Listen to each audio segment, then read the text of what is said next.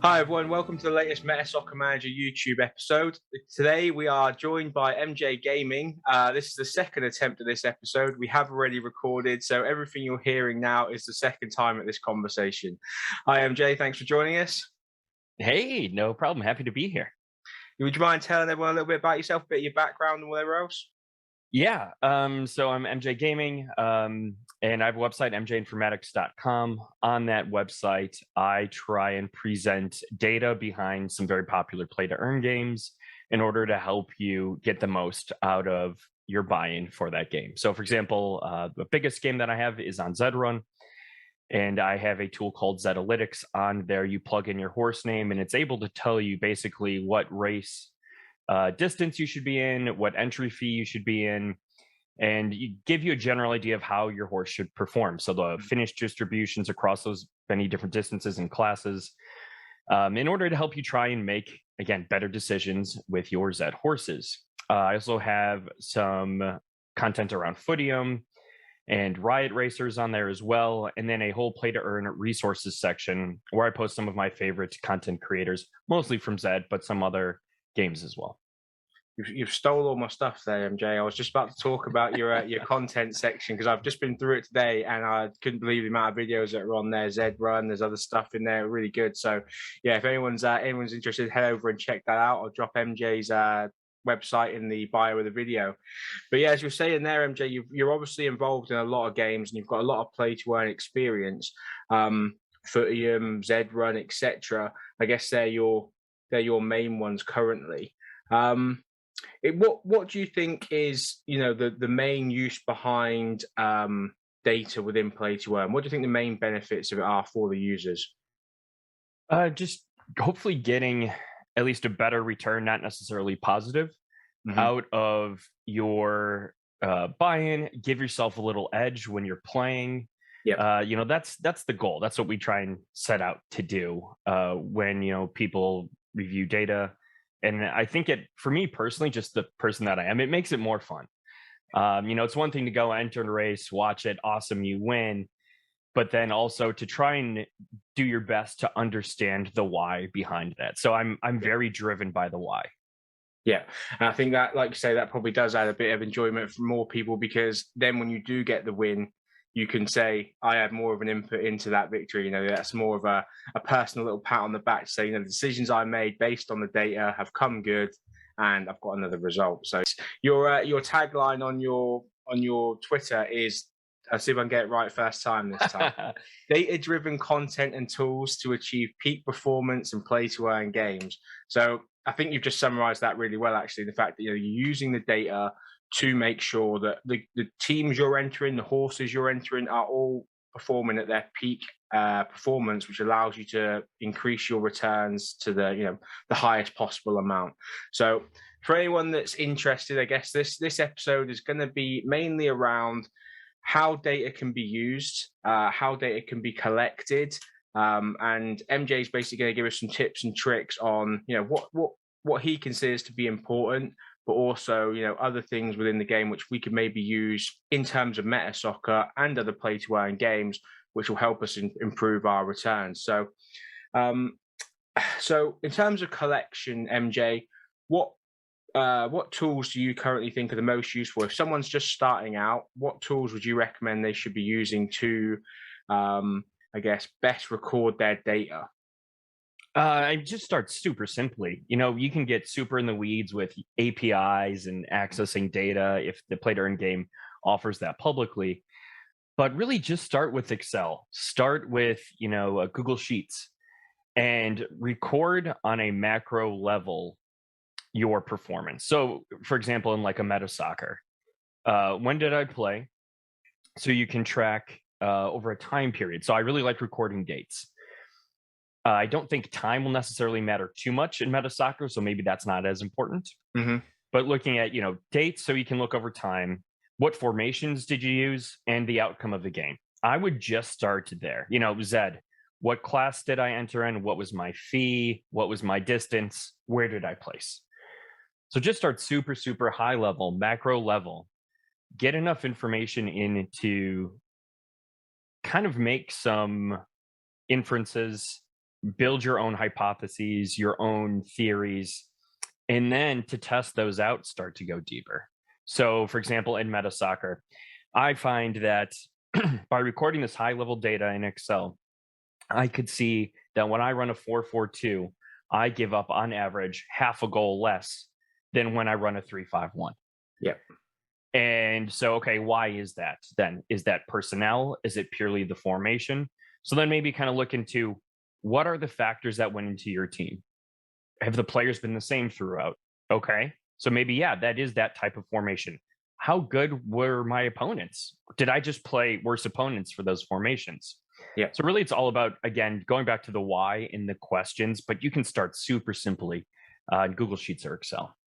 Yeah, I think that's, based on the information we currently have in Metasoccer, for the users that are going to probably be using that on here and watching this video, the level of data we have is what formation did we use, what rating was our team, what rating was the opposition team, and what formation did they use? Because currently in PvE, that's all the information we're given. So like you just say, then really simple level, you can start then looking into that and utilizing that data to say, which formation over 100 games has been my most successful? What have I got the most wins from?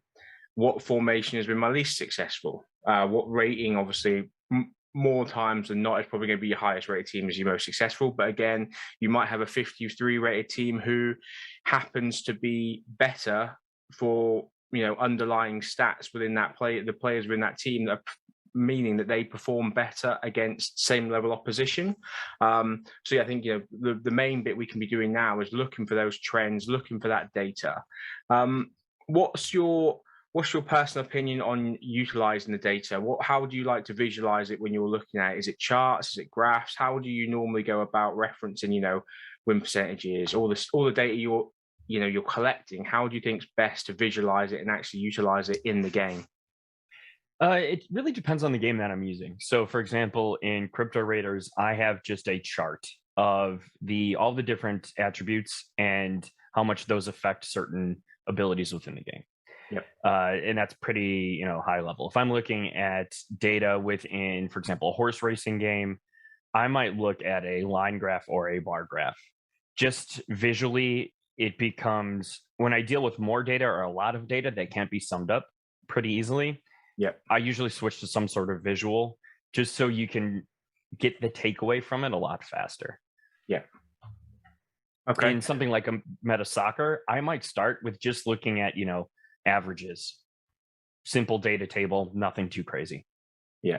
I think that probably would be a good place to start. And with the level of information we have at the minute, for people that are looking to collect the data, now is probably a good time for them to start, because we are simple. We have got very few inputs to, change and that are going to affect our outputs. And then that data can then be used when things like strategy, just to bring you up to date. We've got an update this week where strategy is coming in. So we're going to be able to change formation, change attack, defense. We're going to have focus passing, a lot of additional features, which are going to then have knock-on effects to the outcome, I guess. So to start with a baseline where we currently are is probably going to be really key then to, when that extra information comes in, to, collecting that, but also understanding what additional changes that's made to the data we already have. Can I hit on two things you just said there that I think are really important, that I think can often be overlooked? One being follow up on news and stay in the Discord, see what's happening, think, how could this affect me? It may be something direct, like being able to change formations. It could be a change to the market, which could make certain players or horses or characters more or less valuable. That's really important. And then also for data collection, what I call versioning. So, okay, there's an update that comes out. Now the data becomes a little more granular. Let's mark that somewhere. Just say everything before this was version 1, now it's version 2. And that'll help keep your information a lot more clean. Yes. Yeah, I think that's a good point, because, you need to separate that. To you start running into formations when inputs have changed, you might get a different result. So yeah, something I hadn't thought of, to be fair, but yeah, highlighting where the data was taken, what version it was from, something I might need to look at doing myself, actually, because when that comes in pretty soon, we've got team management and we've got strategy due to come out in the next couple of weeks. So that'll be something that will obviously change a lot of things within the game. I think subs will be coming in and other things like that. going back to what you said, MJ, Discord, Twitter, a lot of these things, as many of you already know, the Discord is full of theories. So, like any game, MJ, people start looking at stuff. There is an assumption that I've played 4-4-2-B against every formation I've possibly played, and that came out with a 69% win against 4-3-3, which only got me 58%. So I'm going to play with this one. There's a lot of theories coming out now, starting to get more backed up with data, I guess, based on the more games that are being played and stuff. But I think you're spot on there, because the Discord community, the Twitter community, like in every other game I've ever played, Play to Earn, is one of the best places to get information, because even if people aren't right, it's sometimes something that can make you think, okay, well, their data suggests this, but does mine agree? And then you can start making additional, sort of assumptions and then investigations into say whether or not that was accurate, I guess. So yeah, definitely one of the places to start is in the Discord. I mean, just to kind of piggyback off of that, just the listening in Zed, each horse is different. In Metasoccer, each team makeup will be different. So, okay, someone is saying one thing. Is that really true for me? And are there certain people that are they making very specific micro level observations, or are these more macro level and kind of applying those broad strokes? Can this work for me? They tried this position for this player, and it ended up working out really well. Do I have a similar type of position or player? Do I want to maybe look into the market then and see if that would be something I could benefit from? Is that a value buy for me, whether it be horse, character, soccer player, what have you? I think market analysis is another really big, important part to data for me. And it's really trying to get what is at the time. I mean, crypto markets can be extremely volatile, as we're kind of seeing now. But, at the time, given the current snapshot of where things are, what is the floor price of, let's say, hypothetically, a game I'm in is Photo Finish, another horse racing game. They have different horse tiers. There's S, there's A, there's B, and each one has a plus or minus rating. So, what is the floor of the whole project? That's probably going to be a B minus horse. But then what is the floor of an A minus? What is the floor of an S minus? And kind of tiering those out. So that could be soccer players. Maybe you're looking for a certain position. Tier that out. Are there certain attributes or overall levels you're looking for? What are the floors? Is one really close to another? Could that be a sign of opportunity? I think the market is another really exciting place to use data and to kind of optimize your potential return there. Yeah, no, I think that's another good point, because we are seeing a lot of volatility. I think confidence due to a couple of delays and things with the project have meant prices have sort of stagnated or dropped on certain positions, and every time a new formation is released, so for example CDM was really highly valued because there were a lot of formations originally which were CDM. Now it seems to have moved to central midfielders because a lot of central midfielders are needed. But when you look at the data on Skippy's record, which breaks down, the number of players for each position, the price of the centre mids doesn't really stack up with the number of centre mids available in the game. So yeah, it seems they're really overpriced. And certain other positions are actually really underpriced. So that's a good point, actually. I will just quickly show you the record, if that's okay. I think I'd love to see it. Something you're probably really aware of, know your horses. I saw the link on your webpage, so you know exactly what that is. And I really sort of see this as being, the start of a third-party website which collects the data for you, and also makes a bit of those judgments for you, makes data available. So, what are the current bargains on the market? So let me just quickly share that with you. So yeah, this is the record. You can see obviously there's the top MSC earners, so what wallets are winning what amounts, recent sale prices that have gone through, the current market volume. So Skippy's putting all this information together. That's wonderful. Yeah, I think he's adding. I don't know how he's doing it, because every day there seems to be a new feature coming in. And the first couple of times I had him on an episode right at the very beginning when he made this, because it was really reminding me straight away of Know Your Horses, So Rare Data, Yeah. those third-party websites that become, completely, essential to play in the games, I guess, because if you don't use them, everyone else has that information available, and you're losing that edge. And so you see here, there's like market deals, what current rated players are available, which are lower than the recent sale prices.